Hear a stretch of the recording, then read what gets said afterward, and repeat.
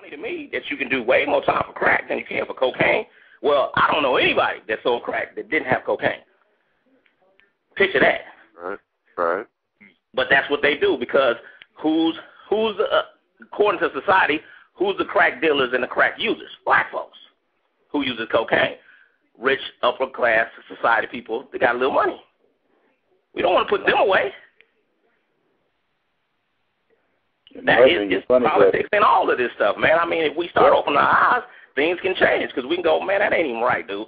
But the reason why those type of laws go like that is because we got people sitting on the sidelines that ain't in the game, that probably don't do that, which is understandable. Say, well, I don't give a fuck what goes on in the prison. I don't give a shit if they have laws like that. If you ain't doing something you ain't got no business doing, you ain't got to worry about it until something happens to you where you get extra time for not having the money for a lawyer or some other shit. Then it becomes important to you. So that's just my point on it. You know what I'm saying? I agree with it that, you know, people have some type of responsibility for people. They know that people follow them, and so you got to have some type of responsibility about that. But the bottom line is, man, half these people that's just going to say, well, I did it because so-and-so did it. Well, really? Did you put in the same amount of hours that Tiger Woods puts in to be the best golfer in the world? Did you put the same hours in? No, then don't tell me about shit he did about that was the reason why you cheated on your wife. Because if you really wanted to be like him, you'd be having your ass out there on that golf course all day long like he do. You'd have been doing it since he was 5 years old like he do. But you chose the part that suited you and did that, and now you got caught and you want to blame it on somebody else. That's bullshit. Well, yeah, man, I hear everybody's points, man, and it's definitely, you know, like I said, we've talked about this time and time again. And another thing I want to bring up that Akbar said, and I've said time and time again, you know, about it being that trap, you know what I'm saying? And like we said all the time, there's been so many people that, you know, want to be the boss, want to be boss baller or whatever, but whoever is on top forever, who's the boss forever? Nobody's got it all. Nobody's done it all. It's a rise and a fall. You know what I'm saying? You come up, you must come down. Bottom line. So I think people get in this game, you know what I'm saying, whether how small or how big they get in this game, and they fail to realize that they lose sight of that. That okay, well, I'm in the lane right now, but you know, ain't nobody gonna get me. Well, everybody, I mean, hit right bottom. Yeah, I mean, you shouldn't be in the game thinking that you can't be gotten. I mean, you gotta expect that. Yeah, I can be got. How much I'm gonna get got with? How much time I'm willing to do, and what am I willing to do if it comes to that? I mean, most people don't even think of that. You know what I'm saying? I mean, you get caught with a bird, that's life. Period. I don't know how many. I'm assuming it's every state. Like, you get caught with a bird, you better be ready to do life, or you better be ready to have that gunfight and get the hell up out of the country and be on the run for the rest of your life. But see, and you have an Akbar situation, like, you know what I'm saying, they never physically caught him with nothing. They never seen no pictures with him moving no keys out nowhere. They never seen none of that stuff. A lot of what he got caught up in, and man, it's hard for me to imagine. That's foul to me. Doing life. Nah, seriously, V, like, it's hard for me to imagine some dude that's doing life. He served 22 years of a life sentence based off of a lifestyle law and 127 documents of quote unquote witnesses. That doesn't even tie him to no dope. Like, I don't understand. Yeah, that's pretty foul. A life sentence for something that you can't pin me to, to me, that's inhumane. Yeah, you should not be able to be pinned down for the rest of your life for nothing that you can't stick a person to and say, yes, we know for a fact you did it. Because that's still a big-ass assumption. Maybe he was legitimately getting some money like that. Maybe. Right. But then that goes back to the thing I was saying earlier, in a sense, what happened to that whole innocent until proven guilty shit? You know what I'm saying? It makes me really doubt. It makes me really doubt that whole. I mean, you know, I always thought there were so many fucking holes in the judicial system, anyways. You know what I mean? So, what happened? What happened to that whole innocent to proven guilty? Look at this. Like I said, I didn't know. Like, I remember a buddy used to always tell me about his uncle, but I never really did pay attention, you know, until now. You know what I mean? And then went back and tried to do some more research, and it's still flaws. There's so many things, like, you know, I just hope they're still doing what they need to do to try to appeal and get this guy out. But 22 years serving a life sentence, like, goddamn, seriously. Well, all I gotta say is about that innocent to proven guilty. That's for everybody that ain't never been caught doing something. Trust me, because you know for a fact that you're guilty until you prove yourself innocent. You know what I'm saying? I don't give a damn. I mean, how many times we watch TV and said, "Oh man, he did that. He can guilt them kids." Right. And all you know is what the reporter told you, and they might not know a damn thing. But he's guilty. He killed his wife. She's missing. Has to be the husband. We do it all the time. But you know what? Nscinse, what he said during that interview, and I was listening to it just now, because it seemed like, you know, if you listen to it a second time, it just seemed like it gets better.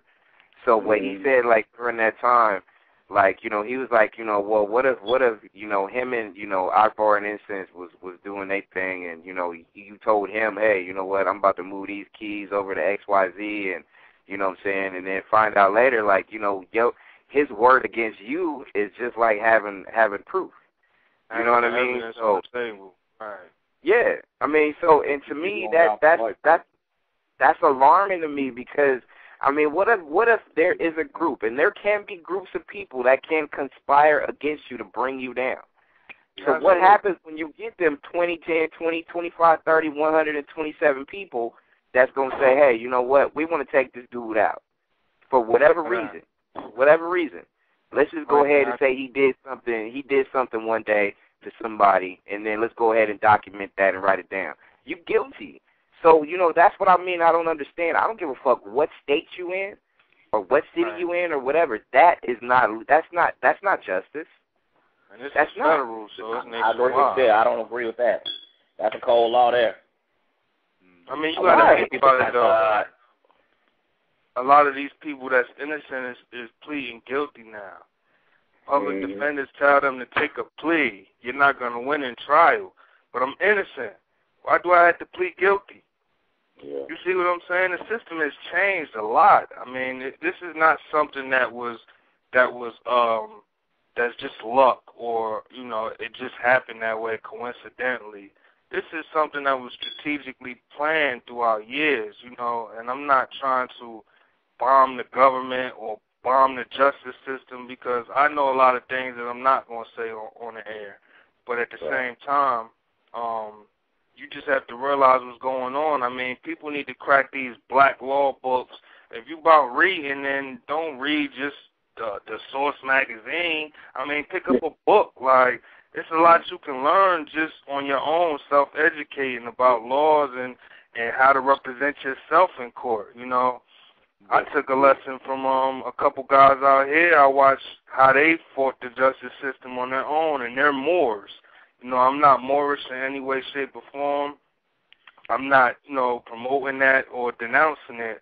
But at the same time, I watched them represent themselves in the court of law and really do a good job at it. You know what I'm saying? Just off of reading and educating yourself. And I think that that's a big thing that Akbar tries to instill in the youth is self-awareness, man. Like, I mean, you got to be able to read, and if not read, at least take the knowledge when it comes to you and be open to it. You know what I'm saying? So you're right. That's good, because that's what we try to you know, get across to, you know, the people that listen to us, and, you know, if they got kids and whatnot, we try to get them to, you know, to read, because, man, it's amazing, man. The kids these days, dude. I mean, not even just the kids, but I know people, you know what I'm saying, a little younger than myself that, you know what I'm saying, you try to get them to read something, and they're like, man, what does that say? And they can read. They just don't want to. They can read, but they just don't want to. See, I mean, I'm 26, and just not to cut you off, but you see, I got 2 kids, and there's so many distractions now compared to when we were coming up. that it's so easy for them not to pick up a book. You know what I'm saying? Now, you know what? I gotta slightly disagree because I think we still had similar distractions. I think it's on a national scale now. I think it's turned up a little bit more, of course, than it was when, back in the 80s or whatever. But, you kind of got to remember. We did have you got to remember, but you got to remember, too, like, in the 80s, everybody was just getting hip to this crack epidemic, and it was just so, rampant and widespread that a lot of people lost their way literally back in the day. Now, it's kind of like, in the eyes of the public, it's a little bit more tolerable now. Everybody can be able to deal with a crack epidemic now as opposed to how it was when it first popped off. It's a little, I feel what you're saying, though, but it's a little bit different. I just feel like, what you're saying about the kids nowadays with so many distractions is exactly what V said earlier, where, you get too many people that's just kind of like, you have too many kids and adults, too, that turn their minds into mush. And that just want to get the next thing smoking, and the glitz and the glam and all that other shit. And to me, that's where everybody will fail, not just kids, everybody else. Like you said, pick up a damn book. Stop looking at TV. You know what I'm saying? Go talk. Not only that. Talk to your parents or your people that you look up to. Don't just pick up you can pick up a book and go talk to your folks. Don't just read, don't watch TV and not say nothing. You know what I'm saying? That's that I feel like we fit right there. We do it every day because we're locked in this box. We're locked in the box. We're locked into the TV. We're locked into technology. All of us who got these iPhones and iPads and HTC that's making us do that because it's like we're all about quick information. You don't have to read as much. Oh, that's quick. I can find out about LeBron in a minute by touching my phone. Oh, bam, I'm gonna do it that way. So right. I actually feel what Hollywood is saying. There are a little more distractions, I believe, these days. I feel because technology is so much technology around us. The kids don't even go out and play, dude. Here's the thing. What I always feel about technology, though. I feel this about technology. Technology to me. It's there. And we had in television, and then, we got the Nintendo or whatever, but you think my dad let us play that all the time? No. We still had to go outside. We might just get to play it on the weekend. We still read our books. We still had to. We had no choice. You know what I'm saying? But check it out, though. The reason why we had no choice was look who was telling us what we need, where our path needed to be. You know what I mean? Okay. Look who was telling us where we needed to go ahead. Hey, you know what? Put down this video game. Put away that Atari 26. You got some reading to do, bro. You know what I'm saying? So that's just, even though but I feel what both y'all saying about it being, with one touch of a button now, you can be able to have a pulse of the world in the palm of your fingertips. But I always feel like technology nowadays is misused. I've always felt technology was misused and mishandled. And that's what I always feel. I always felt like that because, you can have the power of the world in your fingertips, but a lot of times it can be used for evil and not for good, though. Mm-hmm. Sure. But it's slowly killing us. Because like I said, we don't like to read anymore. We like